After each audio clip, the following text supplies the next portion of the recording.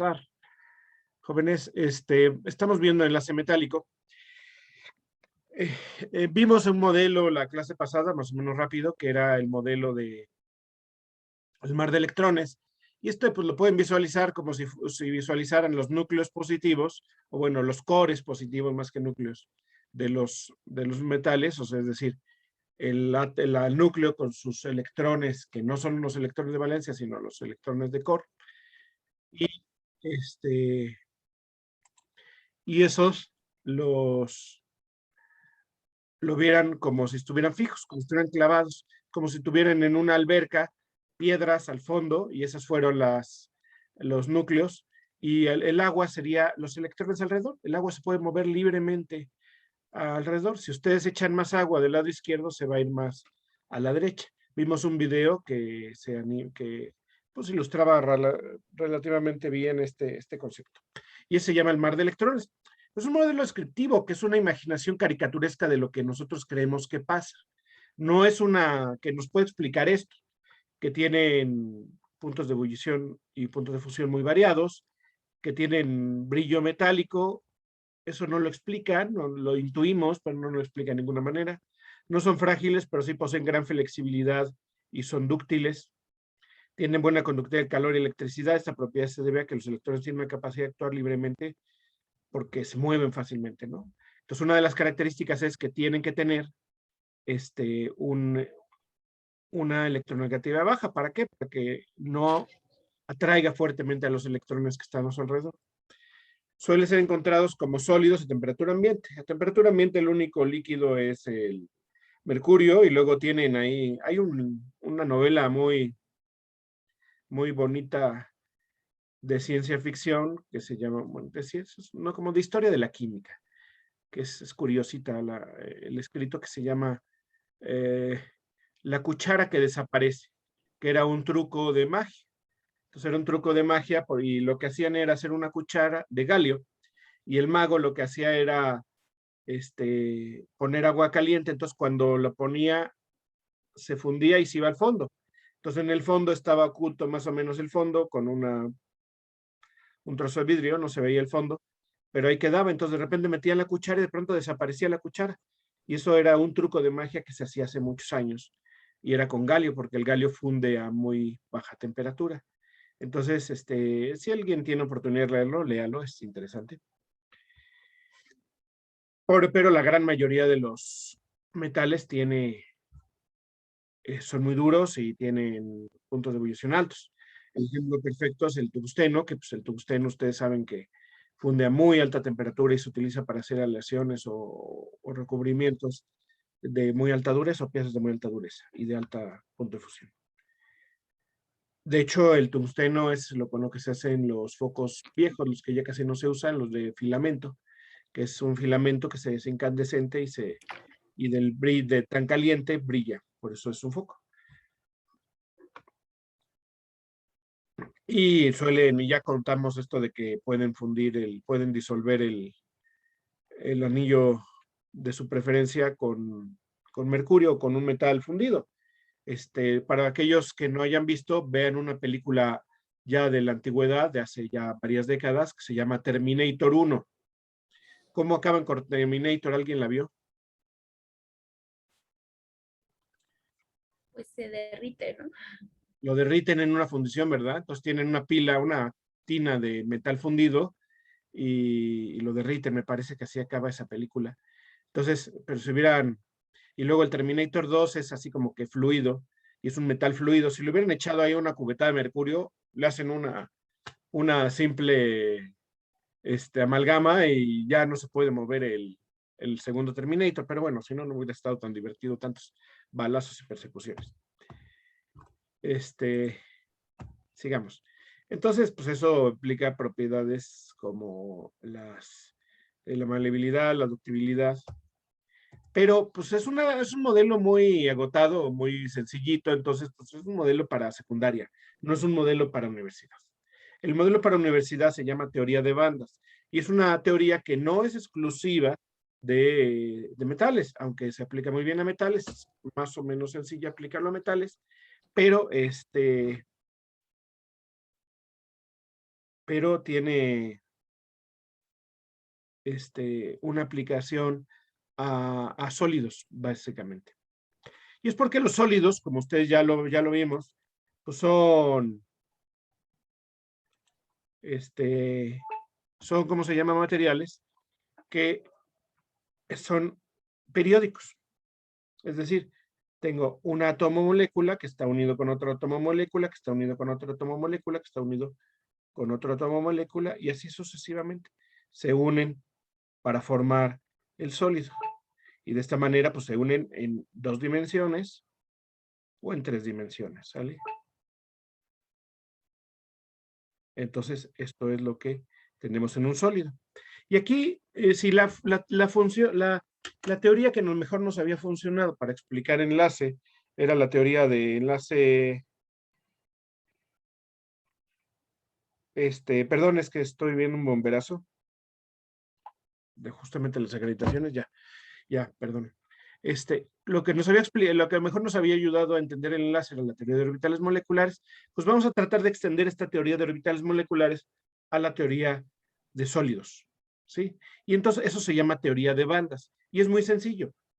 Ustedes toman ¿cómo se llama? Un átomo, y va a tener un cierto nivel energético. Este átomo va a tener un cierto nivel energético, ¿sí? Y si yo lo uno con otro átomo, vamos a poner aquí, tengo un átomo, ya estamos ya estamos con el problema de esto. Si yo tengo un átomo,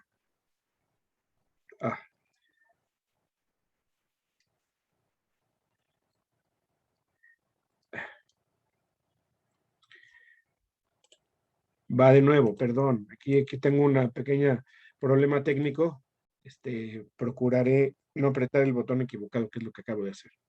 Si tengo un átomo que se une a otro átomo, vamos a poner que este es el litio, y este es el litio.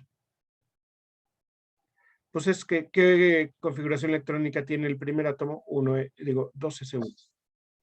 2s1. Y el otro tiene 2s1.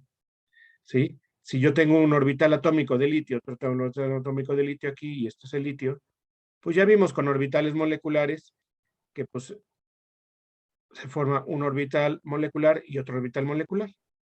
¿Sí? Aquí hay un electrón y aquí hay otro electrón. Entonces, cuando yo los lleno, pues tengo que meter los 2 electrones, uno más abajo y otro más arriba.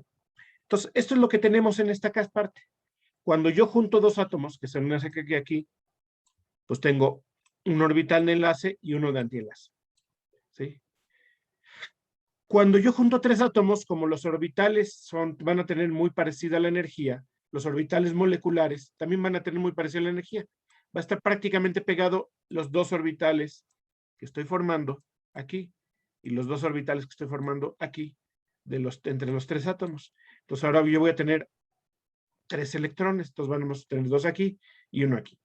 Cuando yo pongo 8, voy a tener que los orbitales van a estar muy pegados en energía porque como son iguales, hay mucha similitud. Pero yo cuando tengo un sólido, no tengo ni 2, ni 3, ni 4, tengo miles y miles y miles y miles y miles de átomos unidos entre sí. Eso me da como consecuencia que yo lo que tenga aquí sea una serie de bandas, que son los niveles energéticos discretos, pegaditos, pegaditos, pegaditos, pegaditos, pegaditos, ¿sí? Pegaditos, todos pegaditos. Tanto así que esto se hace un continuo. Todo esto se hace un continuo, ¿sí? Y al hacerse un continuo, yo lo que tengo en esta teoría es que cuando yo tengo muchos N átomos, voy a tener la unión de N moléculas. Y estos son es la unión de todos esos orbitales moleculares individuales unidos en una sola banda. Y los de acá arriba van a estar desocupados. Entonces voy a tener una banda que va a tener electrones y una banda que no va a tener electrones. ¿Sí? Entonces voy a tener bandas, y ese es el concepto fundamental de la teoría de bandas. Y esto va a ser como una carretera. Si ustedes ponen una carretera así,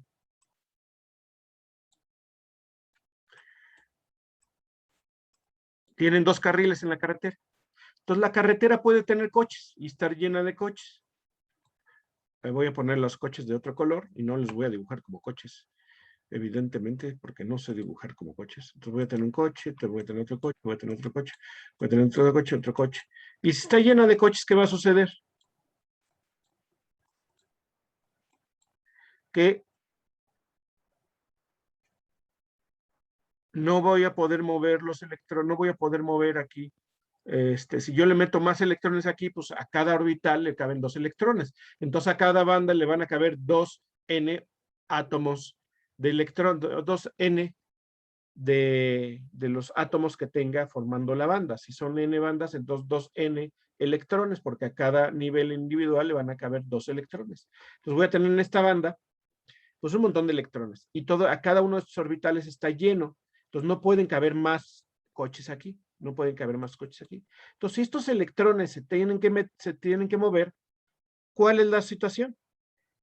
Que la situación es que tienen que tener un carril libre para moverse, ¿sí? ¿Cuál sería ese carril libre? O sería este, ¿sí? Entonces si el coche se quiere mover, se va a tener que ir para acá para poderse mover, porque aquí sí caben. Es decir, si aquí tengo muchos electrones y esta banda está totalmente llena, para que se puedan mover se tienen que ir a un espacio energético donde quepan los electrones, a una banda vacía. Entonces, las bandas, si yo tengo un orbital lleno de electrones y tengo una banda de otro orbital que está ahí y está vacío porque ya no tiene electrones y las energías se superponen, este es como el carril donde pueden pasar los electrones, porque a la banda naranja le pueden caber electrones. Entonces, eso da como resultado algo muy interesante, que los electrones, para poderse mover, no les cuesta energía llegar a meterse a esta banda, porque es como si tuviera un carril abierto, ¿sí? Es como tener un camellón. Cuando hay un embotellamiento, ¿qué hace el poli? Quita las barreras del medio del carril para que se vayan los coches por el carril vacío, ¿sí? Entonces, se pueden ir por el carril vacío, en esta banda vacía que no tiene electrones, porque los electrones llegaron nada más hasta esta banda, nada más hasta esta banda, ¿sí? Y esta está vacía. Entonces, tienen bandas ocupadas y bandas vacías. Las bandas vacías son por donde se pueden mover los electrones, porque ahí no están llenos. Entonces, caben.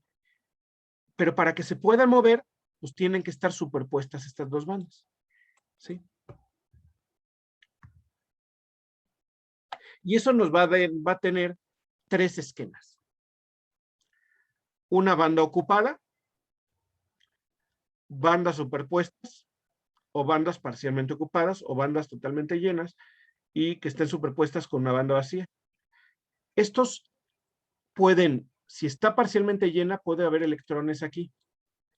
Y aquí se pueden mover los electrones en esta zona, porque los electrones pueden llegar hasta aquí arriba, porque este es el nivel energético hasta el que pueden llegar.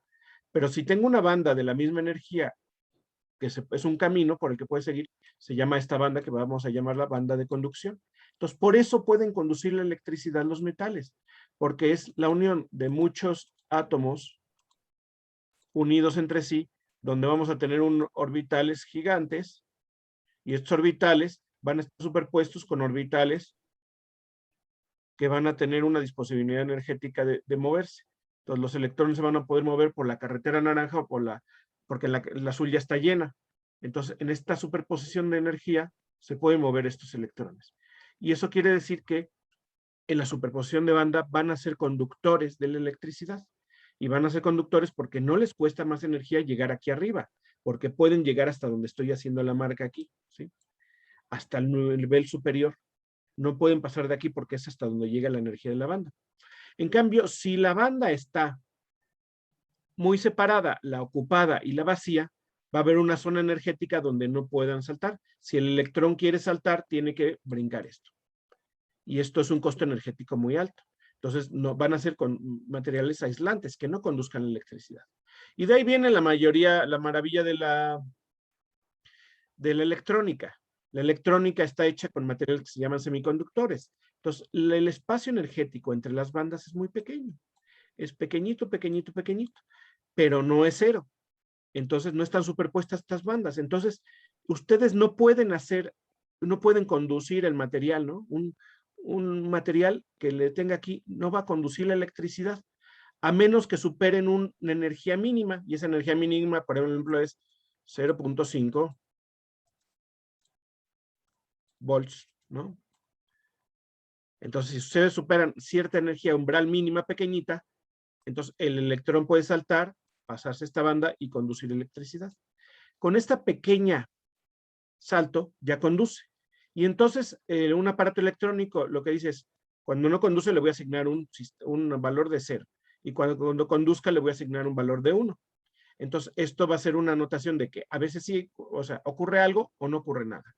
Y esta notación se llama notación binaria. Entonces una computadora, ¿qué es lo que lee? Lo que lee son números binarios. Entonces, con pequeños saltos de energía, lo que nos puede dar una pequeña pila, podemos hacer que conduzca, hacer estos saltos y hacer que conduzca. Entonces, de esta manera yo puedo tener un sistema que a veces conduce y a veces no conduce, dependiendo de las condiciones de energía. Y esas condiciones de energía yo las puedo modificar en un circuito eléctrico. Y eso es lo que me da los semiconductores, que yo puedo tener o sí o no. O es una notación binaria, o conduce o no conduce. En un aislante, pues es como el plástico, como la madera, como el material, la porcelana, que está tan separada esta banda que no conduce. El aire mismo es un aislante, pero nosotros vemos que sí conduce a veces el aire, pero para que conduzca tenemos que hacer un salto gigante de energía. En la Tierra, en el medio ambiente, cuando vemos, nosotros podemos ver de vez en cuando esos saltos de energía tan tremendos y se llaman rayos, ¿no? Cuando un rayo, hay una diferencia de potencial eléctrico tan grande entre la Tierra y una nube, pueden romper esta banda gigante de energía y salta un rayo de la nube al suelo o del suelo a la nube, dependiendo de las cargas que tengan estos. Y entonces yo puedo ver esto, pero solo ocurre en condiciones energéticas altísimas. En cambio, en un metal no me cuesta casi nada de energía, me cuesta muy poquita energía moverme. Y esto da como consecuencia que puedan conducir. Lo que se había visto antes es que si yo tengo a mi metal así y los electrones que están aquí dentro los voy a ilustrar con color verde, pues van a ser un montón de, pues como especie de fluido que se puede mover aquí. En el momento que yo le pongo electrones acá, voy a empujar este fluido y se va a mover y va a salir para acá. ¿Sale? ¿Por qué? Porque no me cuesta energía, porque hay una banda de conducción. Entonces, en una banda, cuando tiene electrones, cuando está llena de electrones, esto es una escala de energía. Y al ser una escala de energía, los electrones llegan hasta aquí. Es el máximo nivel de energía. Cuando tenemos orbitales moleculares, a esto le llamábamos HOMO. ¿Qué quería decir? El orbital molecular más alto ocupado. ¿Se acuerdan de eso? Es decir, más alto en energía se refiere. El orbital que tenía más alta energía y que tenía electrones. Si esta banda está llena de electrones, esto sería lo equivalente al HOMO, pero como no son una sola orbital molecular, no le podemos llamar orbital molecular, entonces llamarlo HOMO, pues no tiene sentido. Entonces tiene un nombre, y tiene un nombre que se llama nivel.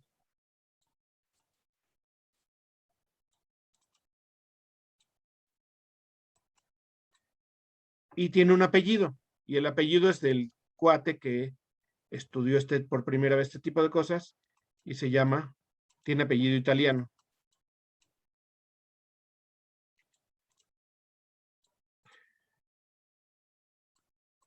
Se llama nivel de Fermi, ¿sale? Entonces, si el nivel de Fermi está superpuesto con una banda vacía superior, es un conductor. Si está muy separado, es un aislante, y si está muy cerca de una banda vacía, es un semiconductor. Y de esta manera podemos ver a los metales. Todos los metales tienen bandas superpuestas, entonces conducen muy bien la electricidad. Los aislantes las tienen separadas, entonces los aislantes suelen ser los no metales. Entonces ustedes ven azufre, ven fósforo, ven todos los elementos que son considerados no metales, tienen zonas prohibidas muy grandes. Y los que son semiconductores son los que son transición entre los metales y los no metales, por ejemplo, el galio, el germanio y el silicio, los que están muy cerca entre metales y no metales. Entonces, a medida que nosotros nos vamos yendo hacia la derecha de la tabla periódica, esta banda de aquí se hace más grande. Y a medida que nos vamos a la izquierda, esta banda de aquí desaparece y hay una banda superpuesta. ¿Sí? Esta banda superpuesta. Y en el intermedio, el silicio, germanio, galio, pues tenemos los semiconductores. De esta manera podemos explicar.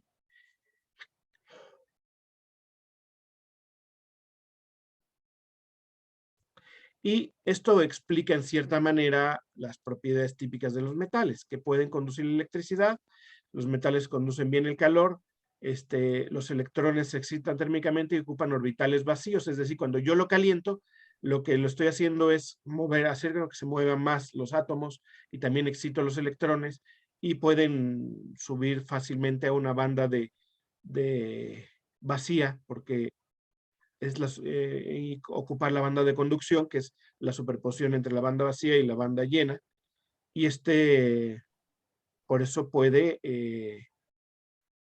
conducir bien el calor, porque excito los electrones, los mando a niveles superiores y se pueden mover por ahí. Los metales tienen apariencia lustrosa. ¿Esto a qué se debe? A que los electrones móviles pueden absorber intervalos muy amplios de longitudes de onda y radiarla cuando saltan a unos niveles energéticos más altos. Entonces emiten fotones de luz visible regresando a los niveles energéticos más bajos. Es decir, se absorben toda la luz y pueden emitirla toda porque es una banda que tiene un intervalo de energías muy grande. Entonces pueden hacer ese tipo de cosas. Y son maleables o dúctiles porque ya lo vimos, ¿no? Si yo modifico los enlaces metálicos, como los electrones están móviles en esa banda, no son direccionales, entonces yo puedo mover los núcleos y no me cuesta energía, entonces puedo ponerlos en multitud de posiciones. Eso no quiere decir que yo no tenga, que yo no pueda tener estructura cristalina en los metales. De hecho, es muy normal la estructura cristalina en los metales. En metales y aleaciones y todo eso, yo puedo tener una estructura cristalina perfectamente clara. Por ejemplo, yo puedo tener un metal, perdón, que tenía un lápiz y se me fue un metal, que puede ser una estructura cristalina, y estar perfectamente ordenado. Y yo lo puedo deformar fácilmente y no me va a costar mucha energía. Y al deformarlo, ¿qué es lo que hago? Lo que hago es que desordeno esos átomos.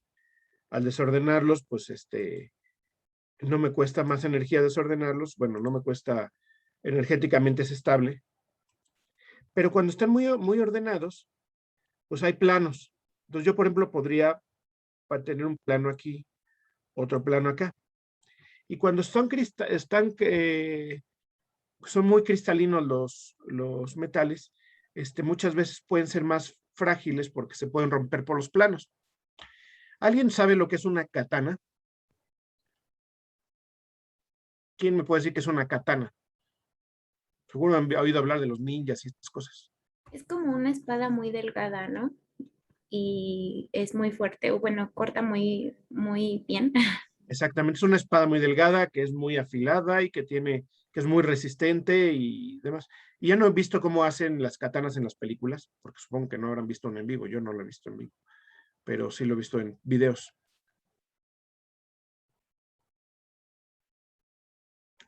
Toman un trozo de metal y lo calientan al rojo vivo y lo empiezan a martillar. Al martillarlo lo van haciendo una lámina. Luego eso lo vuelven a plegar y lo vuelven a meter, lo vuelven a calentar y lo calienta normalmente el carbón. Entonces lo que va haciendo es que van haciendo una aleación, pues la mezcla no solo de hierro, es la mezcla de varios metales, y cuando lo meten al carbón, lo que hacen es que meten y lo pliegan nuevamente, meten átomos de carbón en medio de la red cristalina. Eso modifica las propiedades electrónicas del material y la dureza y todo. Lo vuelve más resistente a la corrosión y demás, y lo vuelve más duro. Y entonces por eso lo pliegan varias veces. Pero cuando ya tienen la hoja más o menos bien, la calientan mucho, la martillan, le dan forma, en caliente, y luego lo meten en frío, lo meten a un líquido frío. Y cuando lo meten en un líquido frío, ¿qué es lo que hacen? Cuando está caliente el metal, están muy desordenados los átomos porque están con movimiento térmico muy alto. Y cuando lo enfrían, ¿qué hacen? Los congelan o los enfrían rápidamente y se quedan desordenados. Entonces, cuando hacen eso varias veces, forman zonas donde están amorfos y dos zonas donde hay microcristales. Lo que están favoreciendo es que no haya zonas donde haya un gran arreglo cristalino a mucha distancia. Entonces, lo que hacen es que no tienen zonas de fractura claras. Y si no tienen zonas de fracturas claras, pues no se rompe fácilmente, no se astilla fácilmente la espada. Entonces, vuelven una espada. Entonces, eso se logró hacer pues por ensayo-error milenariamente, haciendo muchas espadas, viendo que cuando lo metían en carbón, lo sacaban y lo enfriaban rápidamente, les daba espadas más duras y menos frágiles. En cambio, cuando lo están viendo de esta manera, lo que hacen es, cuando lo están haciendo así, lo que hacen es desordenar un poco la red de estructura cristalina y mezclarlo con con el carbón, y eso es lo que hace es hacerlo más duro y al enfriarlo rápidamente, o hacen como nanocristales o microcristales y no cristales grandes, lo que hace que sea mucho más resistente, menos frágil por este tipo de situaciones. Entonces, estas son las características de los metales. El modelo de bandas es un modelo complicado porque para poderlo calcular yo tengo que hacer la combinación lineal de muchos orbitales atómicos y ya no determinar un nivel energético aislado, sino un nivel de una mezcla de muchos átomos. Entonces es una teoría que para hacerla cuantitativa pues es más complicada porque normalmente son muchos átomos, son muchos orbitales lo que estamos combinando, no son n orbitales, y n pues es un número muy grande, ¿sale? Entonces, de esa manera, pero cualitativamente, pues ver esta diferencia de los orbitales, las bandas vacías y las bandas llenas, suele ser muy ilustrativo y muy bueno para poder entender las propiedades de los metales. Hay gente que se dedica a teoría de bandas, en la facultad hay gente que hace esto, cálculo de teoría de bandas y cálculo de propiedades a partir de las teorías de bandas, y pueden calcular muchas propiedades. De hecho, pueden ver hasta las propiedades para qué tan fácil modifica que se oxide o que no se oxide o cosas por el estilo, ¿sí? Déjenme ver algo.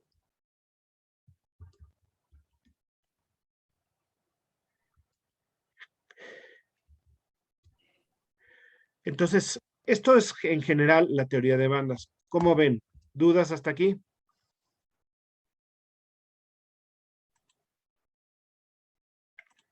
Les voy a dejar una tarea de todo lo que es enlace, los modelos de enlace, para poder ir viendo los alcances, limitaciones, qué tipo de preguntas podemos ver alrededor de esto, para que vayan aterrizando ideas.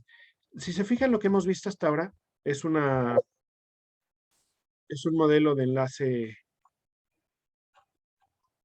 covalente, pero si yo veo, déjenme abrir la otra presentación, quiero enseñarles esto.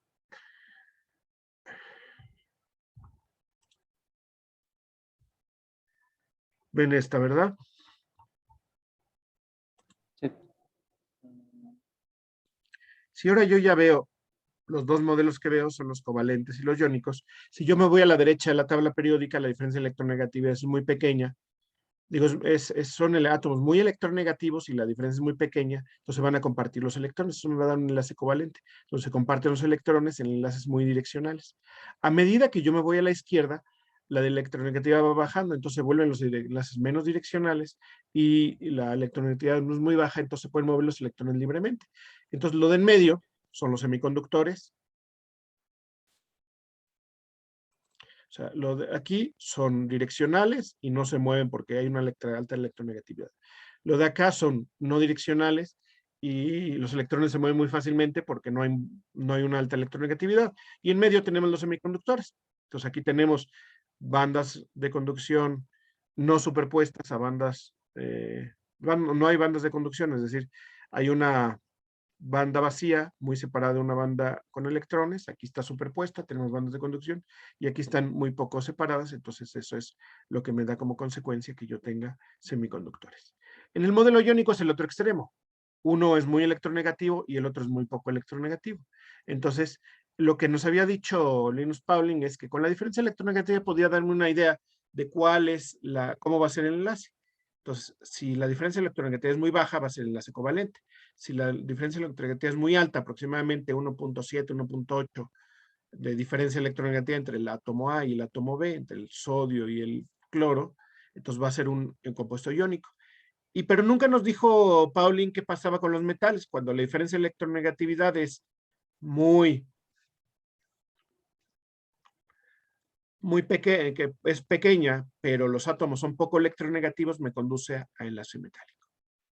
¿Sí? Porque siempre decían, entonces, ¿cuál es la diferencia de electronegatividad entre un sodio y otro sodio? O cero. Entonces, ¿un enlace 100% covalente? Pues no, es un enlace metálico, porque su electronegatividad es muy baja. Y cuando nosotros veíamos déjenme ir al diagrama que habíamos visto, estos diagramas, había zonas donde yo podía, si yo graficaba la diferencia de electronegatividad contra promedio de electronegatividad, había zonas claras donde había dominio de covalentes, dominio de iónicos o dominio de metálicos. Y todos los que son metálicos son cuando la electronegatividad promedio es muy baja. Cuando la electronegatividad promedio es alta son covalentes. Y cuando tengo una diferencia grande son iónicos. ¿Sí? Obviamente hay fronteras donde se cruzan todos y distinguir las propiedades de uno con otro, pues es difícil. ¿Por qué? Porque esos son modelos que tratan de explicarme algo que existe. La naturaleza es una, no está hecha con modelos. Los modelos los hacemos nosotros para tratar de entender las propiedades de cómo se unen los átomos y poder predecir propiedades.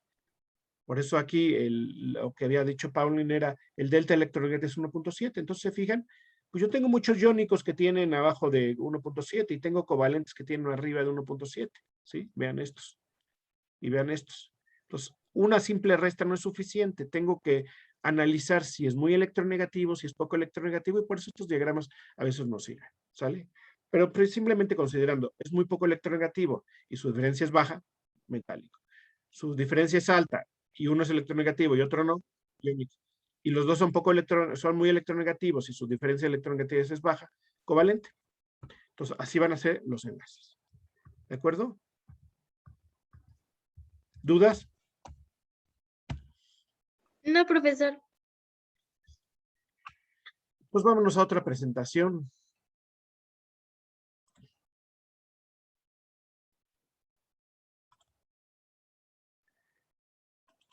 Y eso nos lleva a nuestro tercer modelo, que es el modelo del enlace iónico. ¿Sale? Y nos falta todavía el modelo de enlace coordinación. Entonces, el modelo de enlace iónico, pues eso es como ustedes ya lo saben. Nosotros vemos que hay compuestos que llamamos tradicionalmente iónicos porque tienen ciertas propiedades. Los puntos de fusión y ebullición son relativamente altos. Hay de todo, ¿no? Por ejemplo, el del cloruro de sodio, cloruro de sodio está alrededor de 950 grados centígrados. Pero yo tengo puntos de ebullición relativamente bajos. El nitrato de bismuto está por ahí de los 40 grados centígrados, el cloruro de estaño de 42 y cosas así, y son también iónicos. Presentan bajas conductividades eléctricas como sólidos, pero altas cuando están fundidos o disueltos. Cuando yo los disuelvo o los fundo, se presentan muy altas conductividades eléctricas, son muy buenos conductores de la electricidad, pero solamente en esas condiciones, cuando están fundidos o disueltos. Son sustancias duras pero frágiles. La clase pasada con el anécdota de Junior ya definimos lo que era frágil y duro. Entonces puede ser duro pero frágil, ¿no? Hay algo que lo quiebra. Y son sustancias generalmente solubles en disolventes polares. Y eso es muy relativo, ¿no? La gente siempre ha dicho, es iónico, tiene que ser soluble en agua. Mentira, el iónico no necesariamente es soluble en agua. Muchos sí, pero no todos. Y hoy vamos a ver por qué a través de estos modelos. Entonces, las estructuras serían así. Son sólidos periódicos los iónicos, son sólidos periódicos los metálicos, y los covalentes son sólidos periódicos o moleculares o covalentes. El diamante es un sólido covalente, que todas las uniones son covalentes, pero el oxígeno pues es covalente molecular, ¿sale? Entonces, todo esto nos dice, si conduce la corriente eléctrica, ¿qué puede conducir la corriente eléctrica? Y hay una teoría que nos dice que los portadores de carga pueden transportar electrones, es decir, los iones. Entonces, si pueden conducir electricidad, quiere decir que pueden estar cargados eléctricamente en su estructura. Y eso dice que tienen que estar formados por iones, por eso se llama modelo iónico. Es una presuposición que viene de una observación experimental que es la conducta eléctrica. Los ejemplos más comunes son los que se forman con elementos del grupo 1A, 2A y los de los 16, 17 y hasta aquí, y el nitrógeno del 15, ¿no? O sea, el cloruro de sodio, el fluoruro de calcio, todos esos. Las energías de ionización electrónica deben de ser convenientes para que el proceso global consuma la mínima energía posible. ¿Eso qué quiere decir? Entonces, para poder entender, si nosotros estamos diciendo que el modelo es un modelo de enlace iónico, son iones, va a ser especies que están cargadas eléctricamente. Y las especies cargadas eléctricamente van a formar una red cristalina que está ilustrada aquí. Aniones que envuelven a un catión, o cationes que envuelven a un anión, y sucesivamente. O lo que yo lo puedo ver en una sola dimensión es catión, anión, catión, anión, catión, anión, y que van a formar este tipo de cosas. Entonces, si yo pongo este modelo, hay un concepto que es muy interesante, que es la energía de la red cristalina. Yo voy a decir que el sólido iónico va a ser una red cristalina de aniones y cationes. Entonces, si yo quiero imitar este proceso, ¿cómo lo puedo hacer? ¿Cómo puedo imitar este proceso? Y resulta que Bohr y Landé propusieron un modelo que se llama energía de la red cristalina. ¿Qué significa este modelo? Que yo voy a hacer un proceso imaginario donde yo voy a tomar a los iones que están en fase gaseosa separados. En fase gaseosa ya saben para qué, para que no intervengan los vecinos, y que cuando yo los junto van a formar un sólido cristalino. Entonces, si yo mido esa energía o puedo determinar esa energía, lo que voy a hacer es algo muy sencillo. Que si yo puedo determinar esa energía desde el punto de vista electrostático, con la teoría electrostática, voy a poder tener un modelo cuantitativo con un modelo de física clásico sencillo. En ese sentido, lo que vamos a hacer es tomar los iones separados en fase gas y llevarlos a una red cristalina. Y a esa energía le voy a llamar energía de red cristalina. Y ese modelo se lo hacen Bohr y Landé. Y aquí tenemos nuestro sólido cristalino. Normalmente una M porque muchas veces son metales, con una X, que muchas veces son halógenos. Son los casos más típicos. Entonces, si yo tengo cloruro de sodio, pues el sodio va a ser el naranja y el cloro va a ser ¿cómo se llama? El anión, y el catión va a ser el sodio, y voy a tener un anión y un catión. Esto puede ser el sodio y esto puede ser el cloruro. Y así podemos representar cualquier sólido cristalino, como un anión y un catión en fase gas. ¿Cómo podemos sacar el modelo? Vamos a tratar de deducir el modelo. Entonces, lo que nosotros usamos es la ecuación de Coulomb. Y la ecuación de Coulomb de la electrostática clásica es clásica, ya no es un modelo cuántico. Simplemente lo que nos dice es la interacción entre cargas eléctricas. ¿Cómo es esa interacción? Un catión por un anión. Esta es la carga del catión y esta es la carga del anión. La carga de este catión que estoy poniendo aquí es 1 y la carga de este anión es menos 1. Entonces esta Z más va a ser 1 y esta Z menos va a ser menos 1. ¿Sí? De este modo, si yo le voy poniendo numeritos, vamos poniéndolo a los lados numeritos, va a ser, esto es igual a, eso es un igual, aunque no lo crean. Esto es igual a 1 y por menos 1.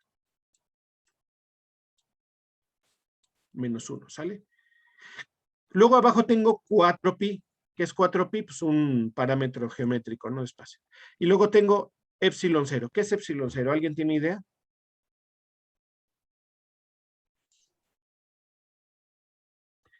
Epsilon 0 es la permitividad eléctrica en el vacío. Es decir, ustedes tienen un catión y un anión y están en el vacío. No hay nada en medio. Entonces, ¿cuánto siente este catión a este anión? ¿Sí? ¿Cuánto siente este catión a este anión? Lo que se sientan va a estar delimitado por lo que hay en medio. En medio hay vacío y hay una, y es en la nada o en el vacío, pues tiene un factor de que esa carga sienta a la otra. Si nosotros podemos modificar ese valor con diferentes sustancias, cuando ya no es vacío y va a tener diferente permitividad eléctrica, ¿sí?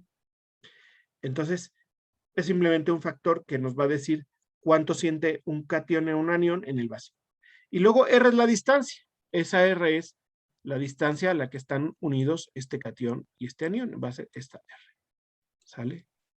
En este modelo, si yo lo pongo en modelo de pelotitas, una pelotita está unida con otra pelotita. Uno va a ser un catión y otro va a ser un anión. Y esta R va a ser la distancia entre estos dos. Entonces, lo que nos dice la ley de Coulomb es que la energía de interacción entre dos especies es directamente proporcional al producto de las cargas e inversamente proporcional a la distancia que los separa. Contra más lejos estén, menos se van a sentir. O lo que es lo mismo, amor de lejos es de pensantes, ¿vale? Entonces, ¿en qué debe estar medida la carga eléctrica? ¿En qué unidad debe estar medida la carga eléctrica?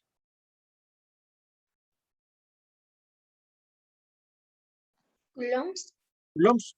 Y yo lo que tengo aquí es la carga de un catión y un anión, es decir, este catión perdió un electrón y este anión ganó un electrón con respecto al estado basal. Entonces, lo que yo voy a tener son múltiplos ¿de qué? De la carga del electrón, porque estos números que puse de este lado son números adimensionales, enteros adimensionales. Lo único que está representado es la carga como múltiplos de la carga del electrón. Pero si yo quiero modificar este valor de energía que tenga unidades correspondientes a algo que tenga sentido, como la carga eléctrica en coulombs, pues estos números que son adimensionales, pues no son más que la ganancia o la pérdida de electrones, y eso no es más que múltiplos de la carga del electrón. Este valor E es la carga del electrón, el que está en rojo, y esto quiere decir que esta carga unitaria son electrones y esta otra más electrones, y por eso está el cuadrado, ¿sale? Entonces ya tengo una ecuación que me va dando ciertos resultados.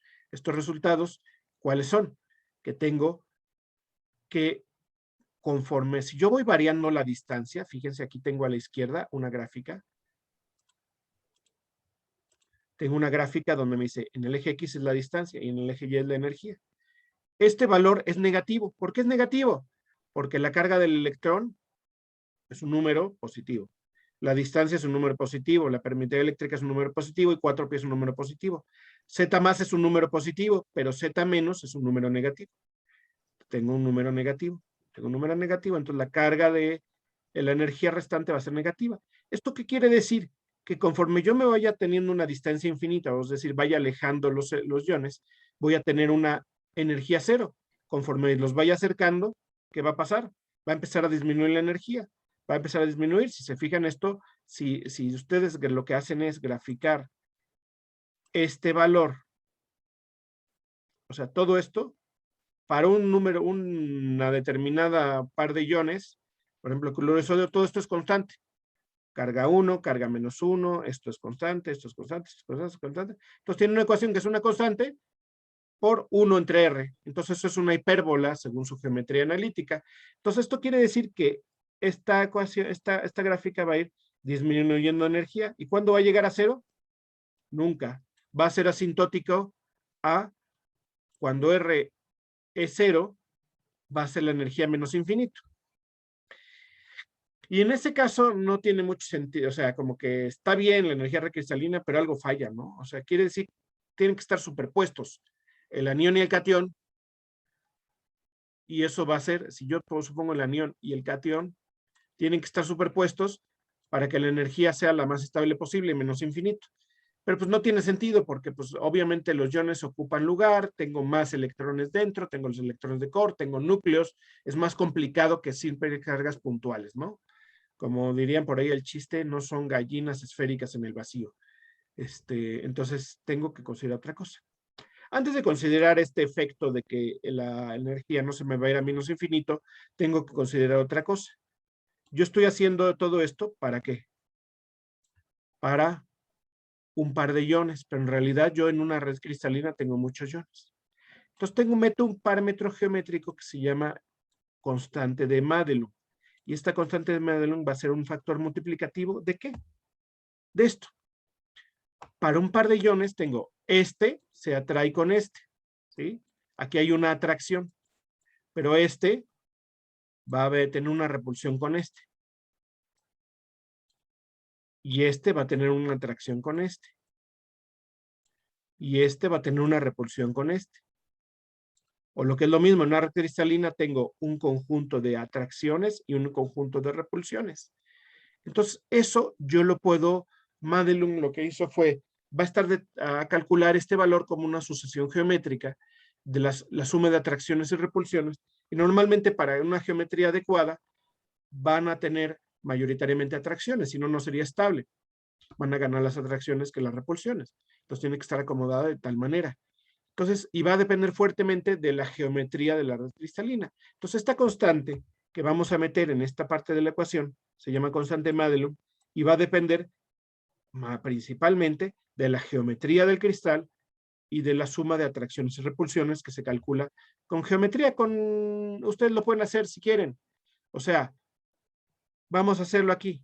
Tienen estos dos. ¿Sí? ¿Cómo calculan la dirección de la repulsión entre este positivo y este positivo? Va una repulsión y lo que tienen es un triángulo rectángulo. Entonces la hipotenusa es la repulsión. Uno de los catetos es la atracción y el otro cateto es la atracción. ¿Sí? Entonces ya pueden calcular, como con el teorema de Pitágoras, la repulsión. ¿Sí? Y luego hay otra repulsión acá hay otro triángulo rectángulo. Entonces, esta sucesión geométrica no es más que la suma de los triángulos rectángulos de atracciones y repulsiones, como positivos y negativos. ¿Sí?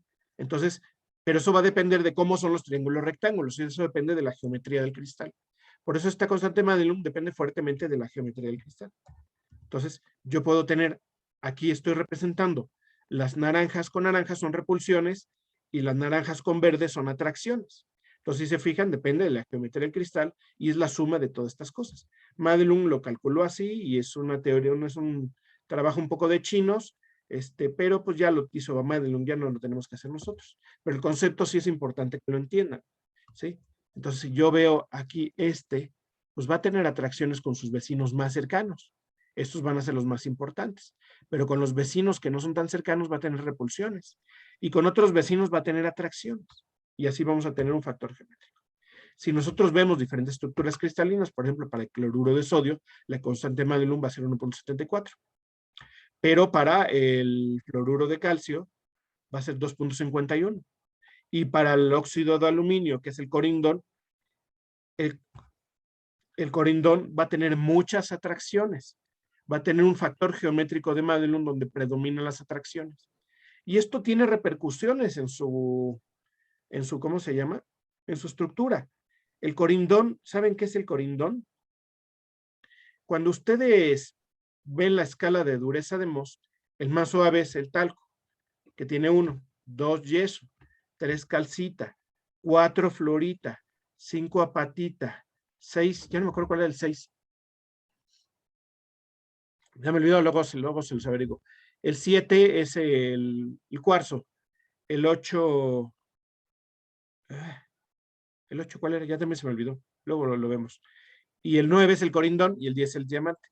Entonces, el corindón es uno de los materiales más duros de la naturaleza, después del diamante, y tiene una constante de Madelung gigantesca. Eso quiere decir que las atracciones entre aluminios y oxígenos ganan mayoritariamente las atracciones, y son atracciones muy fuertes. Si ustedes se fijan en la, ¿cómo se llama? En la energía de red cristalina, ¿se acuerdan que arriba tenía las cargas? La carga del aluminio es 3 más.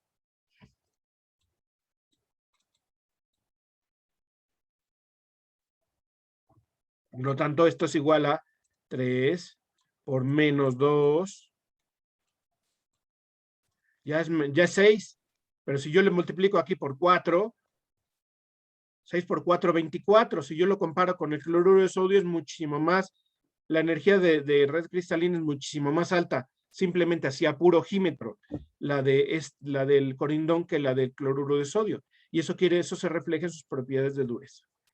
Para poder romper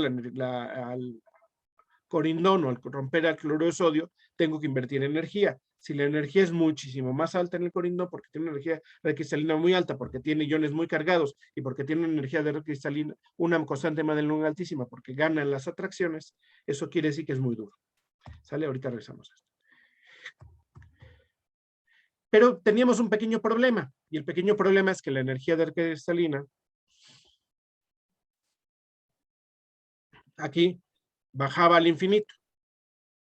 Pues es que llega un momento que los núcleos empiezan a repeler o que los cores empiezan a repeler. Se atrae el cation y el anión y cuando ya están muy cercanos, si yo los acerco más, empiezan a superponer las nubes electrónicas y eso llega a los cores y empieza a haber una repulsión. Entonces Born y Landé pusieron un parámetro que es una energía de repulsión. Entonces la energía de red cristalina la vamos a determinar ahora como E, como U, va a ser el símbolo universal para determinar, para decir que es energía red cristalina. Y lo que vamos a tener es que es la suma de el topacio y la ortoclasa. Gracias por el, Toño, por la corrección en la dureza. Vean los comentarios del chat. Las que se me olvidaron olímpicamente, ahí están. Entonces, la energía cristalina va a ser la suma de una energía atractiva, que es la energía coulombica atractiva, y luego una energía de repulsión porque los cores de los átomos empiezan a repelerse. Entonces, esto lo ponen como un método experimental, este es empírica, este modelo, y lo ponen como B entre R a la N, donde B es la constante de Born, y N es el exponente de Born, así se llama, porque el modelo es el de Born-Landé, entonces Born, como se apellida Born, y hizo esta aproximación, entonces él le bautizó de esa manera a sus exponentes y a su constante. Si yo grafico ahora la energía de repulsión, la voy a graficar con rojo, es positiva porque el B es positivo, N es positivo, R es positivo, todo esto es positivo. Entonces voy a tener también una especie es una asíntota, pero con como R es a la N, es una asíntota que crece más rápido de lo que decrece la energía de estabilización. Entonces, la energía recristalina no es más que la suma de la verde y la roja, y voy a tener esto más esto. Y son lo que yo tenía antes y lo que tenía ahora esto. Entonces va a ver que yo voy a tener que empiezan a traerse, disminuye la energía, y cuando los acerco mucho empiezan a repelerse y sube la energía. Entonces, llega un momento que es mínima, entonces la energía de enlace va a ser R0 y va a ser cuando lleguemos al mínimo de energía. Entonces, la U va a representar un valor donde ganan, cuando maximizan las atracciones y minimizan las repulsiones, va a ser la energía de enlace.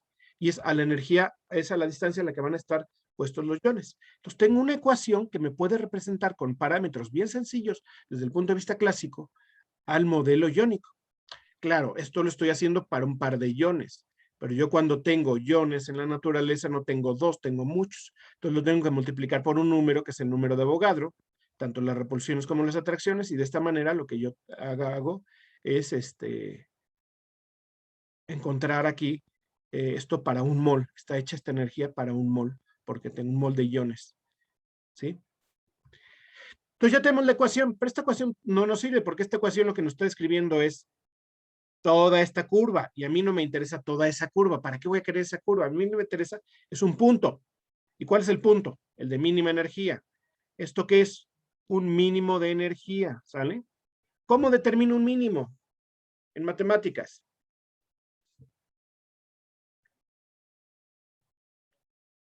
Máximos y mínimos, eso se lo han hecho desde preescolar y luego en secundaria y luego en prepa y ya en la universidad otra vez. ¿Cómo determinar máximos y mínimos? ¿Se acuerdan? ¿Qué es lo que va cambiando en esta curva en cada punto? Va cambiando el valor de la pendiente. ¿Qué derivar las funciones? Y entonces la derivada de esta ecuación es lo que me va dando la pendiente. Y la pendiente en este punto, ¿cuánto vale? 0. ¿Por qué? Porque aquí es positiva y aquí es negativa y justo en el cambio de positivo a negativo me da 0. Entonces, cuando yo derivo esta ecuación, le hago su derivada y le igualo a 0, voy a tener el punto de mínima energía. Y entonces, lo que voy a hacer es derivar la ecuación e igualarla a 0. Y si yo la derivo y la igualo a 0, pues no voy a hacer las matemáticas. La tengo así, pero el concepto es interesante, porque el concepto sí es importante. Entonces yo tengo que la derivada de la variación de la energía cristalina con respecto a la distancia igual a 0 me va a dar el valor en este punto. Entonces tengo una ecuación que me da el valor de la energía cristalina en el punto de equilibrio. Si yo hago un poco de álgebra, puedo separar B en el resto de los términos, entonces me ahorro el cálculo de B, y U0 va a ser eso, y haciendo un poco de álgebra me da la ecuación de Borlande. La ecuación de Borlande lo que me dice es que es la energía cristalina en este punto, ya voy a tener R0, que es la distancia de enlace de dos iones. ¿Va a depender de qué? Del número de Avogadro, porque obviamente pues, va a depender para un mol de iones, un parámetro que se llama constante de Madelung, que es la suma de atracciones y repulsiones, la carga del catión, 1, 2, 3, la carga del anión, menos 1, menos 2, menos 3, la carga del electrón al cuadrado, no me sé el valor de la carga del electrón al cuadrado, pero lo podemos consultar, 4, es fácil, ¿no? Pi, 3.141592.6, epsilon, la permeabilidad eléctrica del vacío, y R es la distancia, ¿sale? Y lo multiplicamos por el factor de repulsión, que es el parámetro que viene con la n del exponente de Born. Y el exponente de Born, ahorita vamos a ver cómo se calcula. Esto me dice que tanto se repelen. Y Born lo determina experimentalmente. ¿Cómo lo determina? Pues determina con valores de compresibilidad. Empieza a agarrar cristales y los empieza a tratar de comprimir y ver cuál se puede comprimir más y cuál se puede comprimir menos y le asigna números, ¿sale? Son valores experimentales y esos valores son muy sencillos. Él encuentra que depende fundamentalmente de la configuración electrónica. Entonces, los que tienen configuración electrónica de helio, como el litio más, que tiene configuración electrónica de helio, va a tener un valor de N de 5. Los que tienen configuración electrónica de neón, como el sodio más o el flúor más, tienen número de exponente de Born de 7.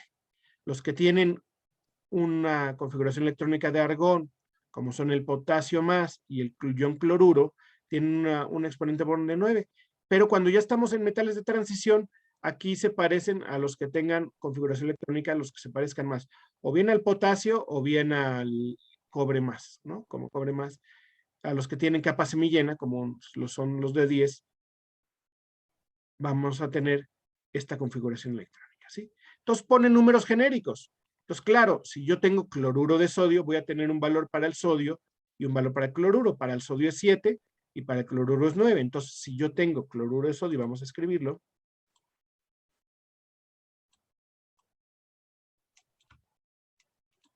El exponente de Born para el sodio es 7 y para este es 9. Entonces, ¿qué valor tomo aquí? Pues esto va a ser igual a 7 más 9 sobre 2, es decir, 8. El promedio, porque tengo unos que se comprimen más y unos que se comprimen más, unos que se comprimen menos. Entonces uso el promedio de los iones. Así es como lo hace Born. Entonces ya podemos poner números a esto, ¿no? Ya sé cuál es la carga en el cloruro de sodio. Esto es 1. Esto es menos 1. Esto es, lo saco de tablas, esto es 6.02 por 10 a la 23. Ya vimos que esto era 1.73 de tablas, de lo que sacó Madelung. 4, pi, 0 también es de tablas. Y la distancia, pues la mido experimentalmente. ¿Sale? De esta manera, si yo quiero sacar los valores para ¿cómo se llama? Para el cloruro de sodio, aquí vamos a hacer este ejercicio. Los valores para el cloruro de sodio. Entonces yo pongo la ecuación de Borlande, esta es la ecuación de Borlande, pero fíjense, los que voy a tachar con rojo son cosas que no cambian. Esto no cambia. Esto no cambia. Esto no cambia. Esto no cambia. Entonces puedo agrupar todas estas constantes, que pues pi ya saben cuánto es. La carga del electrón es 1.6 por 10 a la menos 19 coulombs. Luego la permeabilidad eléctrica en el vacío es 8.85 por 10 a la menos 12 coulombs cuadrados sobre joule metro, etcétera. Entonces pueden ustedes sacar esto, todo agruparlos. Perdón, este es Déjenme corregir aquí el error.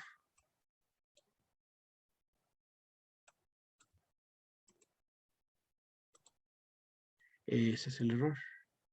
Ya vieron cuál es el error, lo había puesto como 105 y no por 1.39 por 10 a la 5. Entonces, todos estos que había tachado, que ya se borraron cuando me salí, voy a tacharlos nuevamente para que no haya confusión.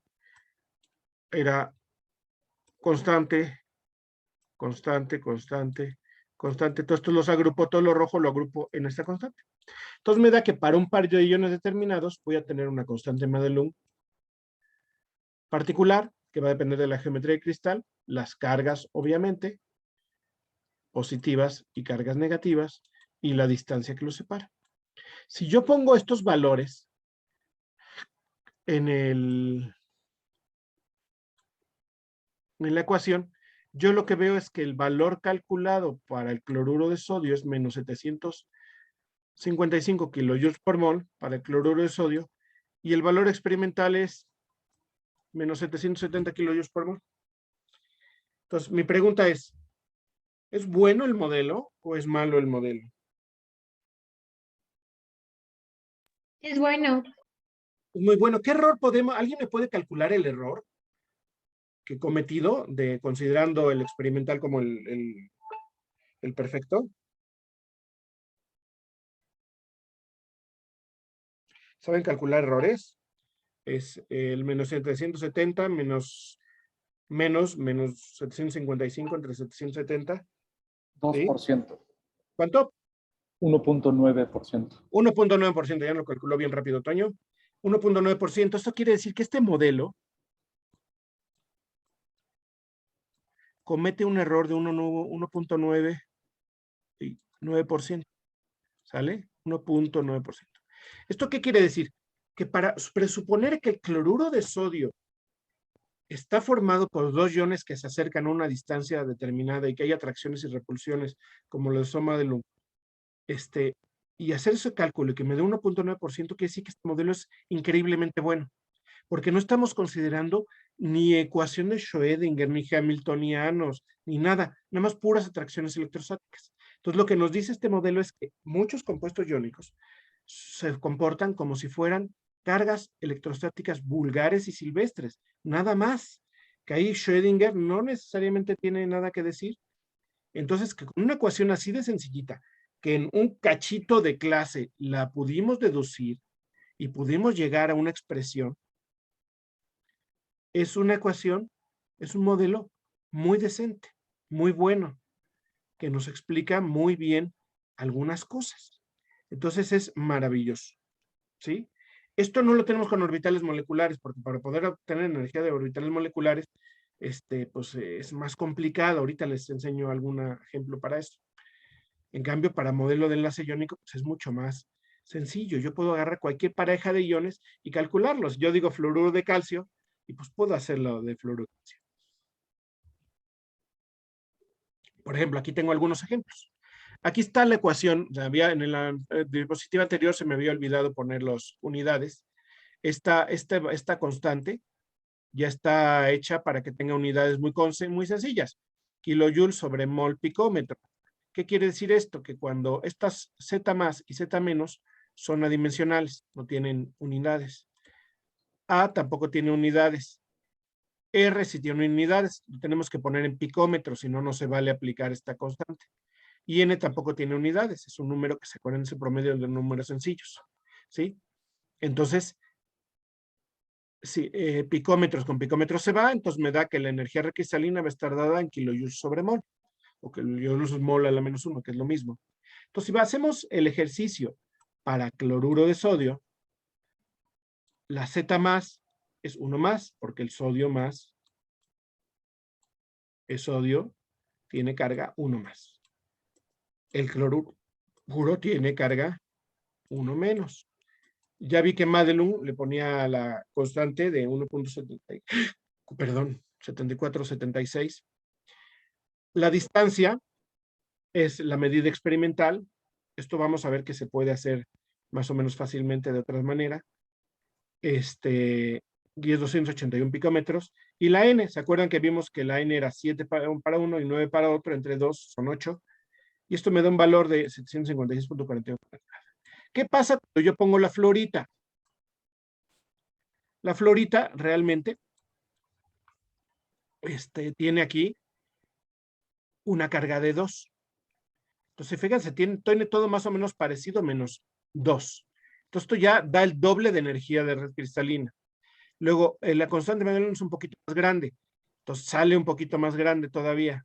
Y luego, si yo le veo que están más cercanos, porque el flúor es más pequeño y el calcio también es pequeño, y están a una distancia de 233, y como es inversamente proporcional a la distancia, esto me da que la energía cristalina es menos 2630. ¿Qué significan estos números y para qué sacamos estos números? Pues estos números tienen un sentido muy práctico. Para empezar, me pueden decir que el fluoruro de calcio probablemente sea más duro que el cloruro de sodio. ¿Qué quiere decir esto? Que si yo quiero romper el cloruro de sodio, por lo menos parte de la red cristalina para pulverizarlo, pues tengo que invertir más energía porque la red cristalina es más alta, como lo había dicho con el corindón, ¿se acuerdan? La segunda, si yo quiero disolver el cloruro de sodio, ¿se disuelve en agua? Todo el mundo sabe que sí. ¿El fluoruro de calcio es soluble en agua? Fluoruro de calcio, México, uno de los primeros productores mundiales de flúor, y lo tenemos mayoritariamente como fluorita, fluoruro de calcio. ¿El fluoruro de calcio es soluble en agua? ¿Quién me dice? No, no es soluble. No es soluble en agua. Si no, los mares tendrían mucho flúor y mucho calcio por ahí flotando, ¿no? Como tenemos iones cloruro, iones sodio más. El mar es salado, no es fluorado. Entonces, no es muy soluble. El fluoruro de calcio es poco soluble. Porque si no, no tendríamos esos depósitos minerales, porque con la lluvia se disolverían y se irían a los ríos y al mar. Y no es así. ¿Qué quiere decir esto? Para poder solubilizar el cloruro de sodio, tengo que invertir menos 700, aproximadamente menos 760 kilojoules por mol por cada mol de cloruro de sodio que quiera disolver. Pero si yo quisiera disolver fluoruro de calcio para romper la red cristalina y disolver el cristal, recuerden que para poder disolverlo, lo que hago es separar los iones. Y al separar los iones, lo que estoy haciendo es rompiendo la energía red cristalina. Entonces tengo que invertir menos 2630. Ahora, no es tan sencillo la solubilidad. ¿Por qué? Porque la energía red cristalina, ¿se acuerdan que era el catión en fase gas más el anión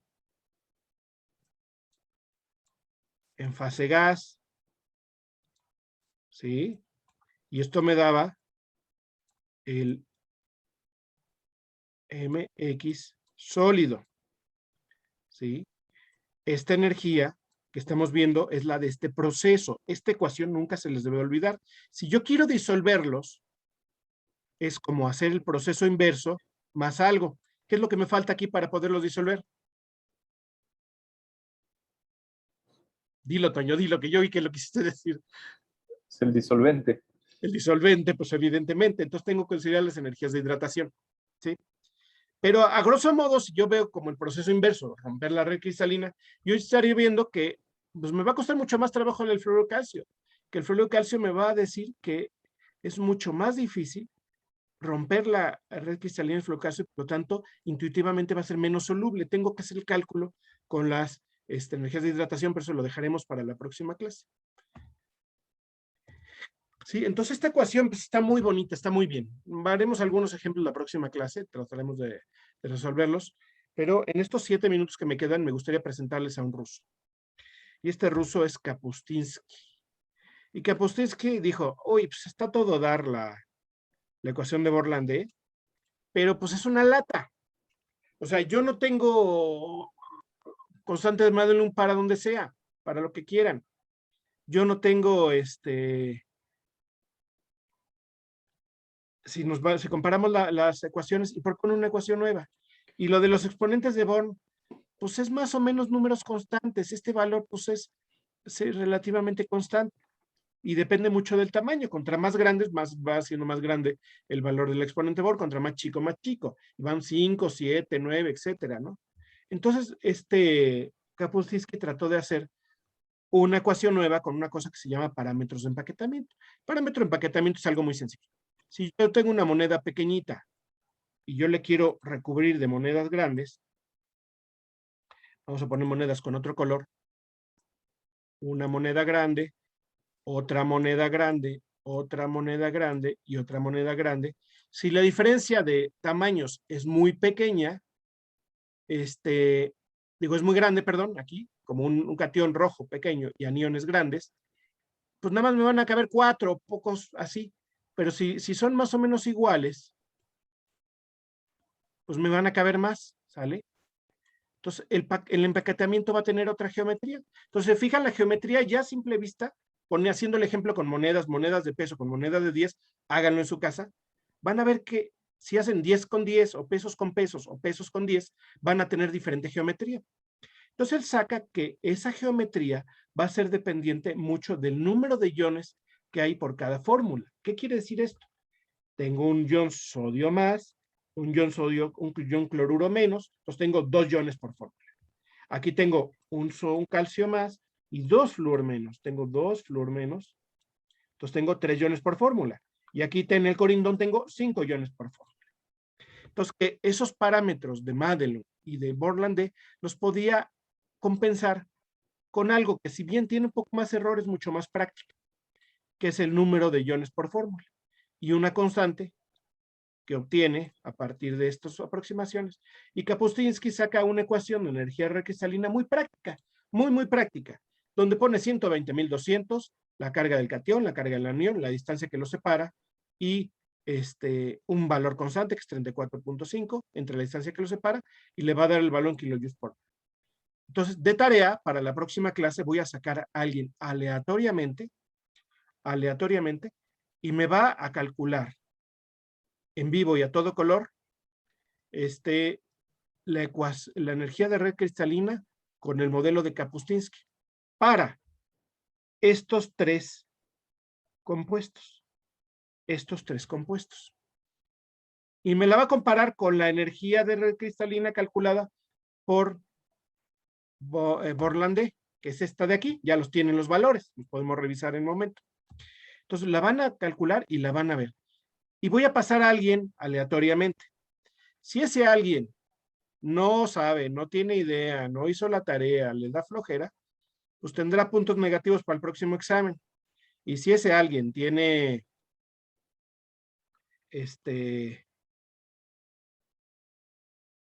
si hizo la tarea y me lo calcula y nos los puede explicar, tiene puntos positivos para el próximo examen. Entonces aquí es una ganancia o una pérdida, ¿sale? Y simplemente es para obligarlos a que no estén viendo el noticiero de la mañana o algo mientras estamos en clase, ¿sale? Y que le echen ganas. Una última cosa, que nos quedan 2 minutos, es que hay tablas donde yo tengo anión y catión. Y la distancia que los separa es esta. Si yo veo la distancia que los separa, esto no es más que la suma del radio del anión y el radio del catión. Por eso la distancia que los separa la podemos considerar como la suma de los radios iónicos. Y funciona bastante bien. ¿Sale? De hecho, pues los radios iónicos se sacan con las distancias interatómicas de compuestos iónicos y luego pues tratan de asignarle un valor que es un promedio y funciona bien. ¿Sí? Entonces, para la próxima clase veremos eso. Aquí están algunos valores de radios iónicos, los comentaremos. Entonces, haremos unos ejercicios y seguiremos viendo modelo iónico, pero desde el punto de vista termodinámico. ¿Dudas? No, profesor. Vean el modelo. Ahorita les subiré el video. Vean el modelo. Yo les recomiendo un libro para que chequen estos ejercicios. El libro que les recomiendo es el Hughie. Se escribe... Está puesto en el temario, pero si lo quieren ver escrito es el Química Inorgánica.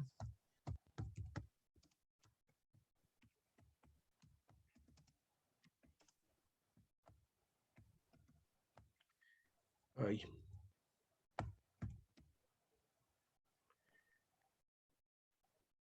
Yuji. No. ¿Cómo escribe? ¿Cómo escribe? Es con doble E, ¿no? ¿Sí? Mm, Permítanme. New share. Más fácil, porque si no va a ser más complicado. Que vean el video no para ver esto. Entonces nos vamos aquí y nos vamos acá. ¿Están viendo el calendario? Sí, ¿verdad? Sí. Sí. Entonces, pero en el calendario no nos interesa, entonces nos vamos a Facultad de Química. Y cuando llegamos a Facultad de Química, se van a las licenciaturas. Vamos a escoger Química. ¿Por qué? Porque me gusta Química. Y punto. No hay otra razón. Y nos vamos hasta acá. Y aquí tienen esta asignatura, el temario. Y se bajan el temario. Aquí está el temario. Ustedes lo sabían sacar, ¿verdad? Y acá abajo están los libros recomendados. Hughie es el que les recomiendo para ver este tema. Cualquier otro viene. Este se lo recomiendo. La red es bondadosa, Internet es bondadoso con sus súbditos, entonces lo pueden encontrar en Internet. ¿Sale? Ya les di la página para los libros, ¿verdad? ¿Jóvenes? Sí, profe, ya. Entonces pueden bajárselo ahí y echarle un ojo. Ahí está en español. Es buen libro. Les recomiendo mucho también este. Entonces lo ven ahí. ¿Sale? Bueno, entonces vamos a dejarlo aquí. Acumula, échenle ojo a todo esto, porque vamos a hacer varios ejercicios la próxima clase y vamos a tratar de sacarle jugo al modelo, a la ecuación de red cristalina de Born-Landé y de Kapuscinski para poder pues, sacar jugos de manera cuantitativa. Eso es interesante, ¿sale? Entonces, lo vemos la próxima clase y discutimos todas sus dudas, pero sí vamos a pasar a alguien aleatoriamente, ¿sale? Bueno. Profesor.